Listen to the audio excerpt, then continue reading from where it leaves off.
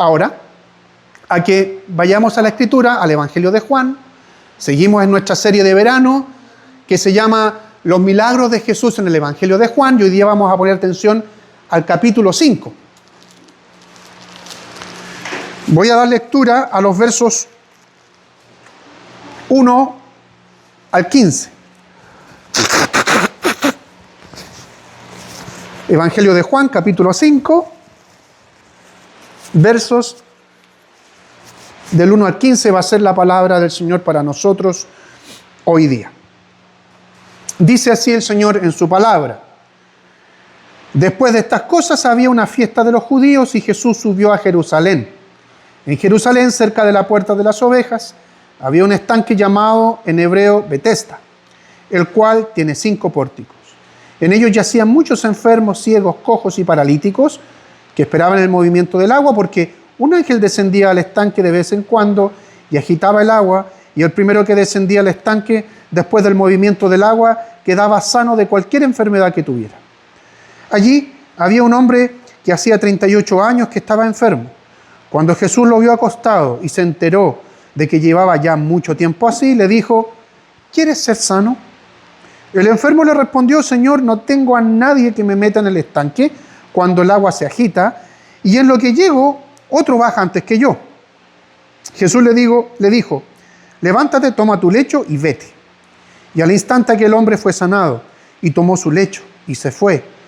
Pero aquel día era día de reposo. Así que los judíos le dijeron a aquel que había sido sanado: hoy es día de reposo, no te está permitido llevar tu lecho. Pero él le respondió: el mismo que me sanó fue el que me dijo: toma tu lecho y anda. Entonces le preguntaron: ¿y quién fue el que te dijo toma tu lecho y anda? Pero el que había sido sanado no sabía quién lo había sanado, pues Jesús se había apartado de la gente que estaba en aquel lugar. Después Jesús lo encontró en el templo y le dijo: como puedes ver, has sido sanado, así que no peques más, para que no te sobrevenga algo peor. Aquel hombre se fue y le hizo saber a los judíos que el que lo había sanado, era Jesús. Tengamos una palabra de oración. Señor y buen Dios, estamos frente a tu palabra, que siempre es pertinente y siempre es necesaria porque es nuestro sustento. Tú nos recuerdas a través de tu palabra que no solamente vivimos del pan material, sino que de todo lo que sale de tu boca. Y esto, Señor, tu palabra bendita, es justamente palabra de tu boca. Ayúdanos, Señor, no solamente a comprenderla, sino que a ponerla por obra. Que tu Santo Espíritu nos ayude en esto, que tu Santo Espíritu nos auxilie en esto. Y que de manera particular, Señor, me ayude a mí para ser un expositor fiel de tu palabra, fiel a tus verdades reveladas acá, Señor. Ayúdame a ser claro también, pero a ser sencillo. Una sencilla claridad, pero que eso no implique poca profundidad con respecto a lo que vamos a meditar hoy día. Que tu bendita palabra sea para nosotros, Señor, ánimo también, consuelo, pero si es necesario, que también nos lleve al arrepentimiento. Oramos en el nombre de Jesús. Amén. Amén.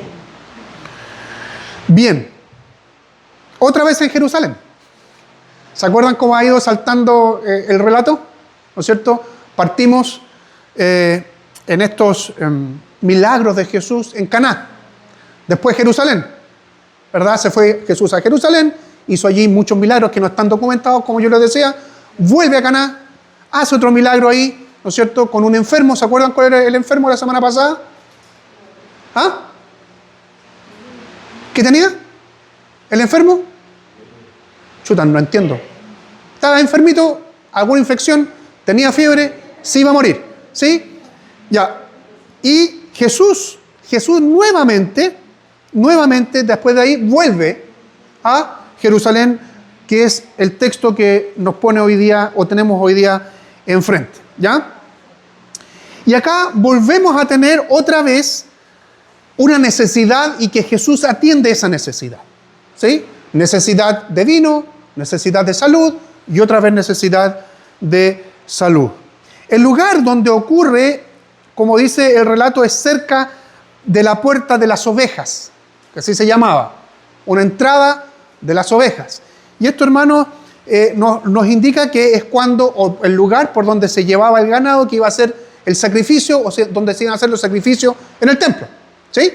Por ahí pasaban las ovejas, no había otro lugar, era ese lugar. Cerca de ese lugar es donde ocurre este milagro. ¿Por qué? Porque había allí un estanque cerca de la puerta de las ovejas con 5 pórticos, 5 columnas, dicen otras versiones, que no eran otra cosa que lugares que eran techados y allí se refugiaban, ¿no es cierto? Muchos enfermos, entre ellos paralíticos, dice ciegos, sordos, etc. Y entre ellos también algunos paralíticos. Podríamos decir enfermos de cualquier cosa o de distintas cosas. Y allí se juntaban con una intención. La intención era justamente de ser curados, de ser sanados por medio de las aguas de ese estanque en un momento en particular. Y ese momento en particular tenía que ver en cuando las aguas se agitaban, ¿no es cierto? Había un agitamiento de las aguas y se creía que cuando sucedía eso era porque un ángel movía las aguas y eso le daba cierto poder curativo a las aguas y el primero, el que ganallaba, ¿cómo se dice? El lugar, era sanado. Ahora, aquí tenemos 2 alternativas de poder explicar esto. Ciertamente pudo haber sido o pueden haber sido actos milagrosos de Dios a través de las aguas, ¿ya? No es primera vez que esto lo encontramos en la Biblia, ¿ya? Voy a hacer alusión a eso más adelante, pero muchos creen que esto tenía que ver, como era un estanque, donde juntaban agua allí, que tiene que ver con corrientes de agua que llegaban de sopetón, de vertientes, y eso movía el agua, y se creó en la cultura popular la idea de que eran sanadas las personas que bajaban allí, ¿ya? Algunos incluso piensan que es muy poco probable que esto eran un tipo de aguas termales, y sabemos que las aguas termales tienen acciones curativas, ¿ya? Muchos, ¿no es cierto? Seguro que Nelson alguna vez fue a las termas con la familia, ¿no es cierto? Las termas del Flaco, se embarraban, qué sé yo, y después nos enjuagaban, porque también fui a las termas más de alguna vez. ¿Por qué? Porque tienen propiedades curativas. Cualquiera de las 2 alternativas no nos va a influir en lo que el texto nos quiere mostrar, ¿ya? Cualquiera de las 2, ¿ya? Pero pueden ser las 2, ¿bien? Entonces, en este lugar había entre muchos uno del que Jesús se entera. O sea, alguien le comentó, porque dice que Jesús lo ve, pero alguien probablemente le comentó que llevaba en esa condición, en esa situación, 38 años enfermo. 38 años enfermo. Nosotros podemos llegar a inferir que es muy probable que este hombre estuviera esos 38 años, o sea, desde que nació. ¿Por qué? La expectativa de vida en este tiempo no era de más de 35 años. La expectativa, imagínense lo que significaba la expectativa. O sea, si te pasas de los 35 años, eres un afortunado y tienes una salud robusta. Mucha gente, la gran mayoría de las personas moría por distintas causas antes de los 35 años. Y esta persona llevaba 38 años viviendo, pero de esta manera. O nació así, o al momento de nacer tuvo algún problema, algún accidente y quedó paralítico. La palabra del Señor en el original, cuando se refiere aquí a estos paralíticos, son secos. Como la palabra original es seco, o sea, estaban tullidos. Entonces, había problemas de tipo motor, problemas musculares, etc. Esta era la condición de este hombre. 38 años, probablemente toda su vida, es lo más probable, toda su vida en esta condición, y estaba ahí entre muchos, esperanzado en sanidad. Y hoy día, hermanos, como ha sido mi modus operandi en estos mensajes, vamos a poner primero atención en el milagro, para pasar a revisar consecuencias del milagro y terminar, ¿no es cierto?, 2 puntos nada más hoy día, haciendo algunas aplicaciones. Entonces, ¿qué pasa con el milagro? Es muy importante hacer notar que el texto, si ustedes se dan cuenta, o yo les voy a ayudar a que se den cuenta de esto, pone el centro de la atención en el obrar milagroso de Jesús y no en el estanque del lugar donde estaba este hombre y sus posibles propiedades curativas. ¿Ya? Yo les dije que sea algo milagroso lo que sucede en el agua, o que sea algo natural, ¿no es cierto?, producto de corriente o lo que sea, eso no va a afectar lo que el texto nos está mostrando. ¿Por qué? Porque el texto pone toda la atención, todo el centro en la persona de Jesús y en el obrar milagroso de Jesús. ¿Jesús pudo haber usado el agua del lugar para el milagro? Sí, sin lugar a dudas. Sin embargo, no lo hizo. Lo más probable es que no lo hizo para que se entendiera que la esperanza de sanidad debe estar puesta en Él y no en cosas secundarias, como el agua o cualquier otra cosa. El capítulo 9 del mismo Evangelio de Juan, el capítulo 9, verso 7, Jesús allí sana a un ciego de nacimiento. ¿Y qué hace en ese acto milagroso? Dice que escupe en la tierra, que asqueroso, ¿no? Escupe en la tierra, hace barro con su saliva, la unta en los ojos de este ciego y le dice, anda a lavarte. Anda a lavarte. Fíjense, aquí usando cuestiones secundarias, cuestiones creadas como el agua, para que ese ciego fuera sanado. O sea, insisto, ¿pudo haber usado aquí el agua? Sí. Pero lo más probable es que habría quedado en entredicho el milagro de Jesús, porque todos los que estaban allí, o la gran mayoría, popularmente decían, aquí estas aguas sanan. Jesús no lo hizo. Jesús actuó de manera directa en este hombre. De hecho, hermanos, si ustedes se recuerdan, los que somos canutos de hace años, yo desde hace 54 años, si recuerdan un episodio en el segundo libro de los Reyes, allí el profeta Eliseo obra un milagro secundariamente, así no directamente, diciendo a un general sirio llamado Naamán, que estaba enfermo de lepra, que fuera al río Jordán y se zambullera 7 veces. Y Naamán quedó sano. O sea, el agua actuando, entre comillas, como algo milagroso.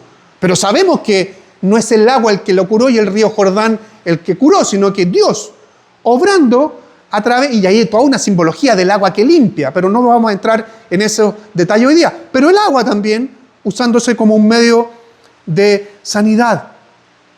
Como les comenté, el relato pone en el centro a Jesús y su obrar poderoso con su sola palabra.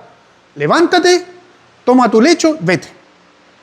Levántate, toma tu lecho y vete. Lo central de la persona de Jesús, que eso es lo importante, y su poder se ve reforzado por el diálogo anterior. Antes de decir esto, levántate, toma tu lecho y vete, que tiene este diálogo anterior, lo tiene con el paralítico. O sea, el Señor no solamente sana, sino que entra en una comunicación, en una estrecha comunicación con el paralítico, con una pregunta que puede ser para nosotros muy extraña. Porque aquí se ve reforzada justamente la persona de Jesús y su poder. ¿Quieres ser sano? O sea, todas las personas que estaban ahí, los que eran de Jerusalén, sabían que todas aquellas personas que estaban enfermas y que estaban ahí porque querían ser sanos.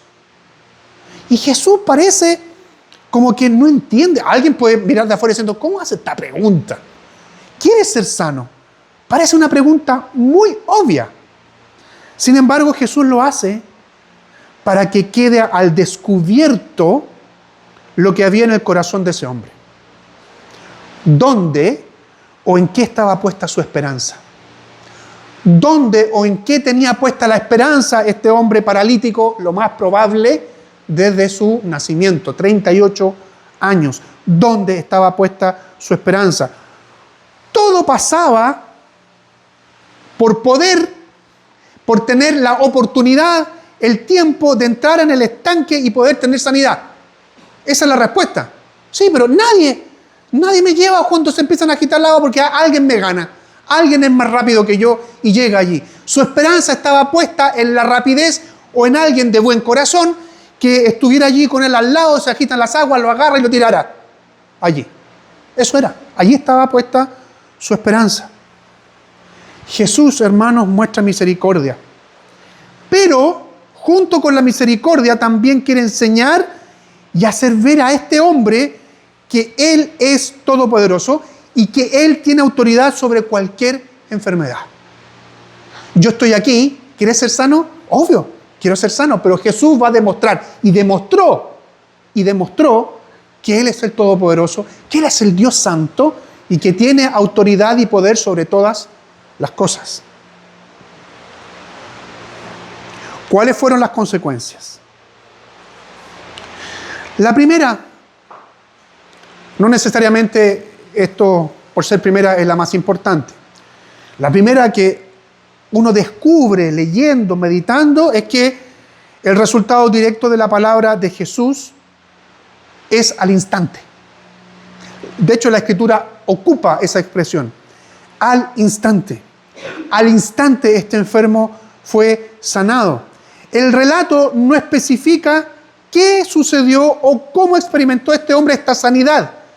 Se enderezaron sus pies, los músculos volvieron a ser normales, los tendones se regeneraron, algo, sin lugar a duda, extraordinario sucedió. El asunto es que el relato dice que al instante,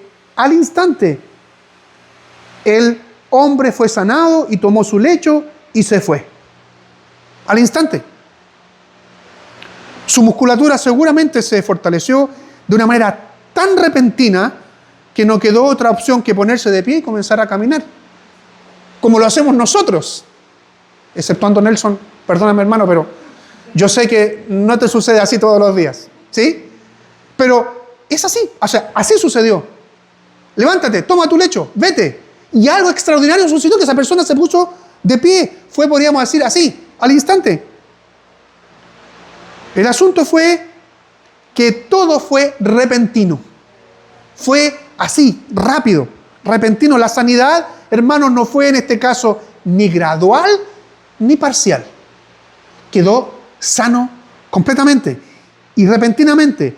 Fue algo completo, instantáneo, es decir, algo completamente extraordinario. Pero hay otra consecuencia.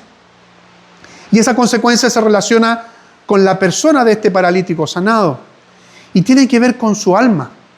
Con su alma de la que Jesús también se hace cargo. Jesús no se hizo cargo de su parálisis solamente, sino que Jesús, como es Dios, descubre y conoce lo que hay en el corazón de las personas. Y Jesús se hace cargo de su alma. Probablemente al día o los días siguientes, Jesús se lo encuentra en el templo, dice el relato. ¿Qué estaba haciendo allí? Adorando, entregando alguna ofrenda de gratitud. No lo sabemos. Es probable porque había sido sanado. ¿Ya? Es allí, en ese momento, un día, 2 días después, no lo sabemos, donde Jesús le hace una exhortación. Una exhortación no es otra cosa que una advertencia para persuadirlo de algo. Fíjense, este hombre es sanado, después Jesús se lo topa en el templo y allí le hace esta exhortación. ¿Cuál es? Esta exhortación, hermanos, lamentablemente es mal entendida o mal interpretada por muchos. Como puedes ver, le dice Jesús, has sido sanado. Así que no peques más, para que no te sobrevenga algo peor, dice el verso 14 del capítulo 5. ¿Cómo entendemos esto? ¿Cómo debemos entender esto? ¿Qué quiso transmitir Jesús a esta persona? Bueno, entre paréntesis, el mismo día de la sanidad, este paralítico que fue sanado no tuvo idea que lo sanó, porque Jesús, ¿qué es lo que sucede? Obra el milagro, se da media vuelta y se va.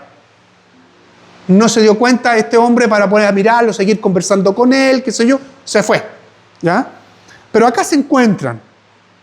Y aquí, otra vez, viene un diálogo quizás breve de lo que tenemos en el relato, pero profundo. Como puedes ver, has sido sanado, así que no peques más para que no te sobrevenga algo peor. Su enfermedad tuvo que ver con algún pecado que cometió. Eso es lo primero que pensamos. Eso es lo primero que pensamos al leer esto. Por eso Jesús le está diciendo, deja de pecar para que no vaya a experimentar alguna enfermedad peor. Deberíamos entender entonces que aquellos que gozan de buena salud y no padecen enfermedades al menos visibles, ¿no son pecadores? ¿O al menos pecan menos? Valga la redundancia. O sea, Jesús le dice, es lo que estamos aparentemente entendiendo, sabes que has sido sanado, deja de pecar para que no te sobrevenga algo peor. O sea, estabas enfermo, tullido, paralítico, y eso es producto de alguna maldad que cometiste, de algún pecado que cometiste. Entonces, uno puede pensar, ve a una persona sana, ve a un cristiano muy sano, esa persona es santísima, esa persona lleva una vida de santidad. Y el que es enfermo, el que tiene varias patologías, es porque es una persona muy, muy, muy pecadora. ¿Querrá decir esto el Señor? Lo más probable es que no, porque lo que estoy diciendo es una barbaridad, ¿no es cierto? Bien, porque incluso hay personas que no profesan fe en Cristo Jesús y son como una tabla, derechitos, buena salud y viven 99 años, ¿o no? No tiene que ver con eso. Sin lugar a duda, no tiene que ver con eso. Ciertamente el Señor puede, y de hecho lo hace, usar padecimientos físicos o anímicos como juicio contra las personas, incluso contra las naciones, contra países. Ciertamente lo puede hacer, y de hecho lo ha hecho muchas veces. Lo recuerdo de manera constante, 1 Corintios 11, ¿no es cierto?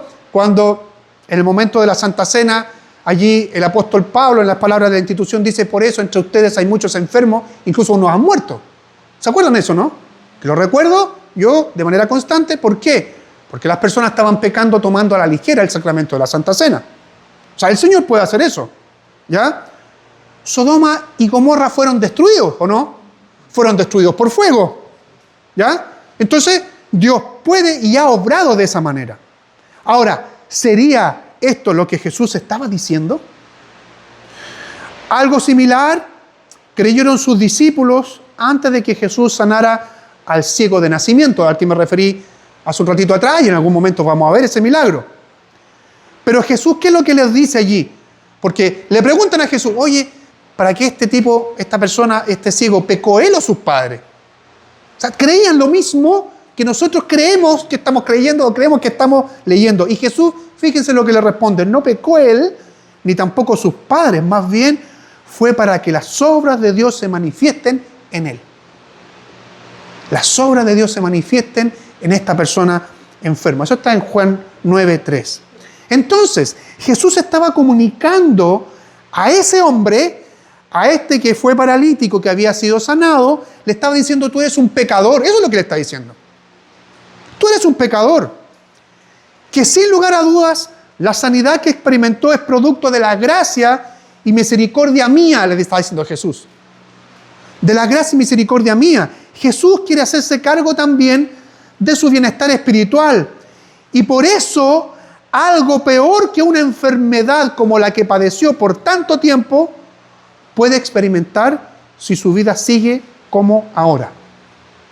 Si tu vida sigue como ahora, como estás actualmente, te puede sobrevenir algo peor. Hermanos, ¿qué es peor que una enfermedad? ¿Qué es peor que una enfermedad para un ser humano? El infierno. Y eso es lo que está diciendo Jesús. Jesús quiere hacerse cargo también del alma de este hombre que había experimentado gracia y había experimentado la misericordia de Dios con respecto a su bienestar físico. Pero Jesús le está diciendo, si tú sigues de esta manera, algo peor te puede acontecer. Puedes experimentar algo peor y por la eternidad, que es el infierno. El relato no nos dice cuál fue la respuesta del hombre, solo que se fue para hacer ver a los fariseos la pregunta que habían hecho. ¿Quién te sanó? ¿Quién te dijo en realidad, toma tu lecho y vete? Y la otra y última consecuencia que veo en el texto es la oposición a Jesús y a su ministerio por parte de los fariseos. Esta oposición está marcada por una ceguera espiritual que tiene como base un legalismo enfermizo. ¿Qué significa esto? ¿Por qué lo catalogo como legalismo? Lo voy a explicar. ¿Y por qué enfermizo? Los fariseos, entre otros, eran los que querían hacer y hacían cumplir los mandamientos y las leyes de Moisés.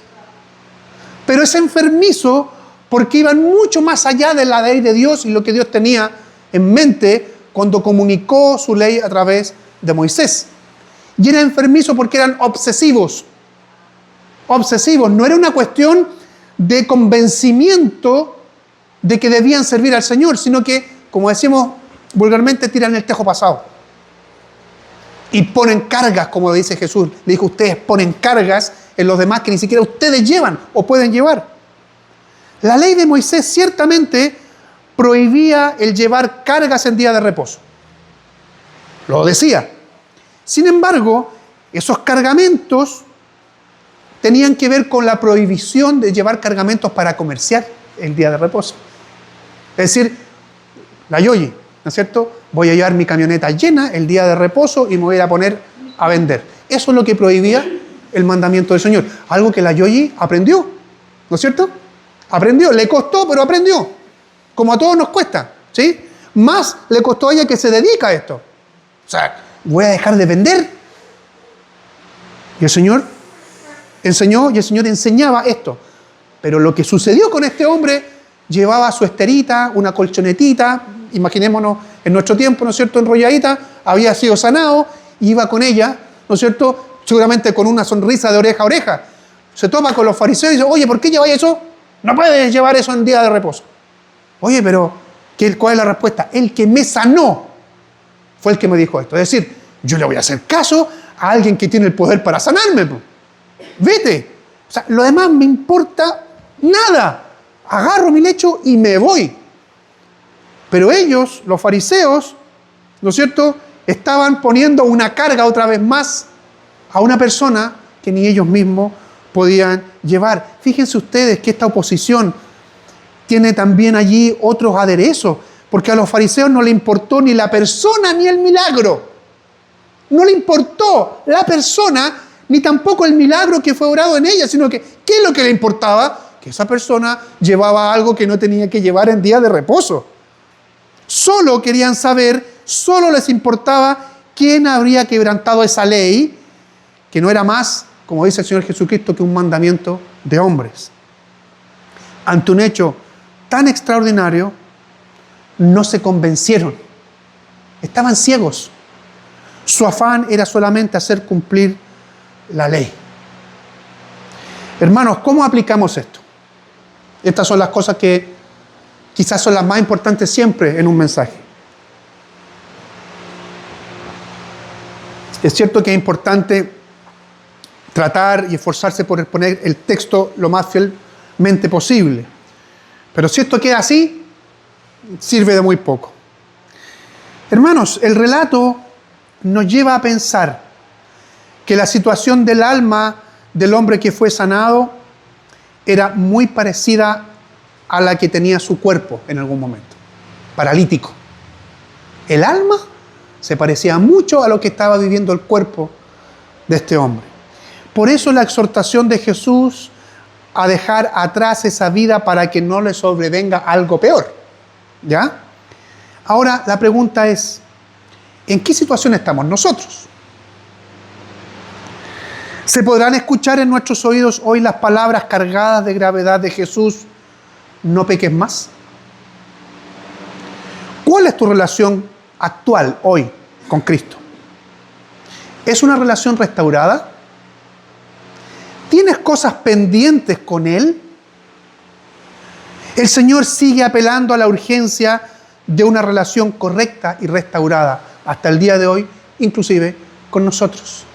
¿Saben por qué? Por lo que decía hace un rato atrás. Podemos lucir, o incluso no solamente lucir, sino que verdaderamente tener una muy, muy buena salud físicamente. Pero mi salud espiritual dista mucho de eso. Y esa es una pregunta que nosotros debemos hacernos hoy. Ah, pastor, menos mal, mi salud física no es tan buena. Ahí que pueda decir, entonces no va conmigo eso. ¿No? También. ¿Cómo está tu relación con el Señor hoy día? ¿Está restaurada? O si está restaurada, ¿hay cosas pendientes con Él? El Señor sigue apelando hasta el día de hoy a una relación correcta y estrecha con Él. La pregunta de Jesús al paralítico sigue siendo pertinente hoy. ¿Quieres ser sano? Fundamentalmente, esa pregunta hizo que el corazón de aquel hombre mostrara dónde, como yo les dije, estaba puesta su esperanza y finalmente su fe. Porque su fe no estaba puesta en Dios. Su fe estaba puesta en las aguas que se agitaban y en llegar primero que otros allí. Allí estaba puesta su fe. Estaba puesta en circunstancias. Personas que lo llevaran al estanque en el momento adecuado. Y en cuestiones que lo más probable eran expectativas, como yo les dije, de una cultura popular con respecto a ese estanque y a las aguas que se agitaban. Hermanos, Jesús nos enfrenta hoy día a la misma disyuntiva, a la misma puesta entre dos caminos. A la misma disyuntiva. ¿Mi fe está puesta en Cristo o en las cosas creadas? ¿Mi fe está puesta en el Creador o en la creación? Ciertamente hoy Jesús puede sanarnos de cualquier dolencia. Lo puede hacer. Él es todopoderoso para hacerlo. Pero lo fundamental para Él en cuanto a su relación con nosotros es que seamos fieles a su persona. Seamos fieles a Él. Debe resonar en nuestros oídos hoy también la respuesta a una dolencia, a una enfermedad que sufría el apóstol Pablo. El apóstol Pablo le pidió al Señor: Señor, por favor, sáname. Estoy chato con esto. Hay muchas especulaciones de qué tipo de enfermedad era, pero lo hacía sufrir. Y la respuesta de Cristo fue: mi gracia es suficiente para ti. O como dicen otras versiones, te basta mi gracia, bástate mi gracia. ¿Pudo haberlo sanado al apóstol? Claro que sí. Claro que sí, así como lo puede hacer con cualquiera de nosotros. Y probablemente el Señor, a los que padecemos enfermedades, incluso crónicas, le podemos estar pidiendo al Señor: Señor, sáname. Y otros, como mi esposa: Señor, sana a mi esposo, que esa asma se quite. Pero el Señor puede estar respondiendo: que te baste mi gracia. Y punto. Y eso debe sobrar. Eso sobreabunda, porque la gracia del Señor sobreabunda en nosotros. Por último, una advertencia que nos deja este relato. Debemos cuidar nuestro corazón de no caer en ridículos legalismos, como el de los fariseos. Esos ridículos legalismos nos van a impedir admirarnos y gozarnos en los portentosos hechos que Dios sigue haciendo en medio nuestro. Que la rigidez pecaminosa de las formas no nos impidan disfrutar de la alegría de vivir la misericordia del Señor. Hermanos, muchas veces caemos en esto. Procuremos alegrarnos de los niños en medio nuestro, más que de la incomodidad que nos pueden producir sus correteos y los gritos. Cuando nos... Hermanos, en tu corazón hay un legalismo allí. ¿Por qué? Porque las formas pasan a ser más importantes que el fondo. Sí, los padres, las mamás tienen que cuidar de sus hijos, que no metan mucho boche, sí. Pero ¿qué pasa cuando eso me quita, como yo les digo, el poder gozarme y el poder alegrarme que estamos juntos? Porque esos niños podrían estar en cualquier lugar hoy día. Pero están allí. ¿Dónde? Donde deben estar el día del Señor. Procuremos alegrarnos en la comunión que tenemos en Cristo Jesús hoy y siempre junto al resto de la iglesia. Incluso aunque lo molesto que puede ser el calor de hoy día o de la semana pasada, hoy día hace mucho menos calor. A veces nos preocupamos de eso y nuestro cuerpo se comienza a inquietar y lo único que quiero es correr y llegar a mi casa y sacarme, ponerme short, ponerme esto y tomar agua, heladita, etc. Hermanos, gocemos estos momentos. Estos momentos, queridos hermanos, como el que vamos a tener después de la Cena del Señor, son anticipos, solamente anticipos de lo que viviremos por la eternidad con el Señor. ¿A usted le gusta? A mí me gusta. Cuando uno está en una cena, ¿no es cierto? Sobre todo unas cenas medias pitucas, ¿no es cierto? Que he tenido la ocasión de participar, en donde le dan a uno el famoso petit boucher. Un pequeño bocado.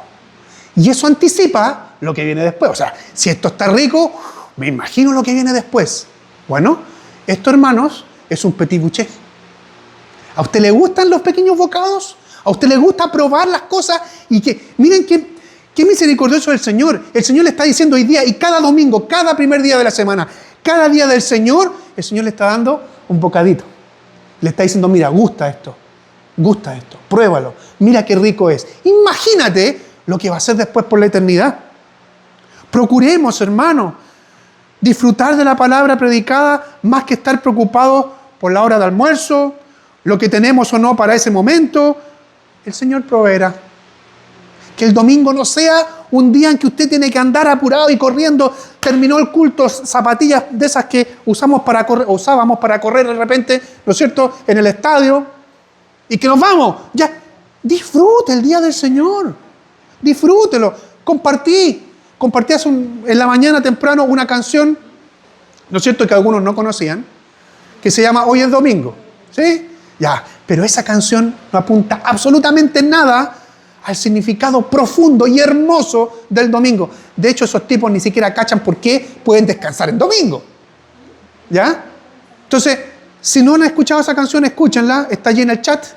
La voy a compartir con Andrés también, porque Andrés no está en el chat. En algún momento va a estar, si Dios quiere. Disfrutemos del domingo. Que no sea un día de carreras. Que no sea un día de, sí, yo me tengo que ir, vámonos, que tengo que hacer. No, disfrutemos el domingo. Procuremos disfrutar la palabra predicada. Como digo, en fin, creo que podemos ser, como yo les decía, más legalistas, o como dicen en el campo, más reglistas de lo que pensamos o creemos. El orden, hermanos, las cosas ordenadas son importantes, pero cuando el orden o las cosas ordenadas se transforman en obsesión, llegan a ser pecaminosos, opacando la gracia y misericordia divinas. Y de eso, queridos, lo he palpado en mi vida. Cuando las cosas comienzan, no que esto tiene que estar ahí, porque si no, lo moviste, no, ahí. La Biblia tiene que estar en otro lugar, no aquí, porque siempre la vamos a usar en otros lugares, nunca suceden acá. La Biblia, algunos se acordarán, la Biblia abierta en el Salmo 23 o en el Salmo 91. En ese otro lugar yo fui y abrí la Biblia y la puse en Génesis 1. Estaba la Biblia abierta. Génesis 1 es palabras del Señor, ¿o no? ¿Ya? Pero ciertas personas empezaron con terciana. ¡Hoy no está en el Salmo 91! Ahí sí, Salmo 91. ¿Saben lo que significa eso? Legalismo. El que se acuerda y el que sabe se ríe, los otros no se ríen. Ya me preguntan después por último. Pero hermanos, el día del Señor, el disfrutar de la presencia del Señor aquí, en el hogar, en cualquier lugar, debe ser algo que justamente debemos disfrutar. Y eso se vio justamente en los fariseos, que no fueron capaces de admirarse, de gozarse con este milagro que fue obrado. Que el Señor nos ayude, que el Señor nos bendiga, para que estas cosas que estamos aplicando a propósito de lo que sucedió con este hombre, las apliquemos también a nuestra vida. Y seamos críticos también con nosotros mismos. Comencemos a mirarnos en el espejo y empezar a sacar las vigas que tenemos en el ojo. Antes que empezamos y que queramos sacar algunas pelucitas que tienen otros hermanos también en su vista. Que el Señor nos ayude en esto.